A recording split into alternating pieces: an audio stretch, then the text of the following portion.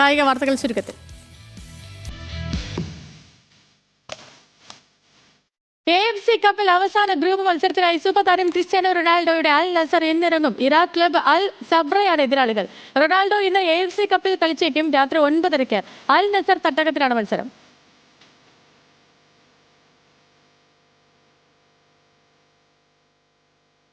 ഇതിഹാസ താരം ക്രിസ്ത്യാനോ റൊണാൾഡോയുടെ അൽ നസറിന് ആശ്വാസം. ഫിഫ ഏർപ്പെടുത്തിയ ട്രാൻസ്ഫർ വിലക്ക് നീക്കി. സാമ്പത്തിക ക്രമക്കേടിനെ തുടർന്നാണ് അൽ നസറിന് വിലക്ക് ഏർപ്പെടുത്തിയത്. ഇതോടെ ജനുവരി ട്രാൻസ്ഫർ വിൻഡോയിൽ പുതിയ താരങ്ങളെ ടീമിലെത്തിക്കാൻ സൗദി ക്ലബിനാകും. വിലക്ക് ഏർപ്പെടുത്തി 2 ദിവസത്തിനകമാണ് അൽ നസർ പ്രശ്നങ്ങൾ പരിഹരിച്ചത്. അതേസമയം അൽ വാഹ്ദ, അൽ ഷബാബ്, അൽ റിയാദ് ക്ലബ്ബുകളുടെ വിലക്ക് തുടരും.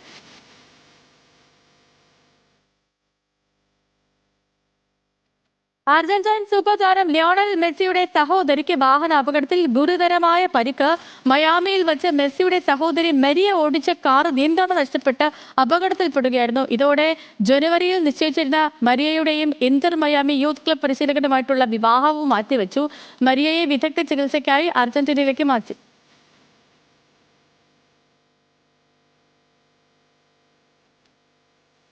ബ്രസീലിയൻ സൂപ്പർ താരം നെയ്മർ ജൂനിയറിന്റെ കാൽമുട്ടിന്റെ ശസ്ത്രക്രിയ വിജയകരമായി പൂർത്തിയാക്കി.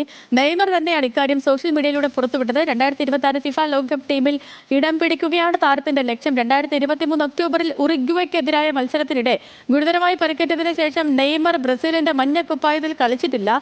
പരിക്ക് വകവയ്ക്കാതെ ബ്രസീലിയൻ ക്ലബായ സാന്റോസ് FC-യെ തരംതാഴ്ത്തൽ ഭീഷണിയിൽ നിന്നും താരം രക്ഷിച്ചിരുന്നു.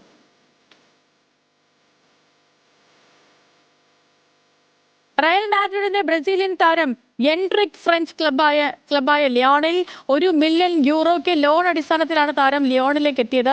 പാൽമിരാസിൽ നിന്ന് 2024 താരം റയലിൽ എത്തിയത്. റയലിനായി 40 മത്സരങ്ങളിൽ നിന്നും 7 ഗോളുകളാണ് എൻട്രിക് നേടിയിട്ടുള്ളത്.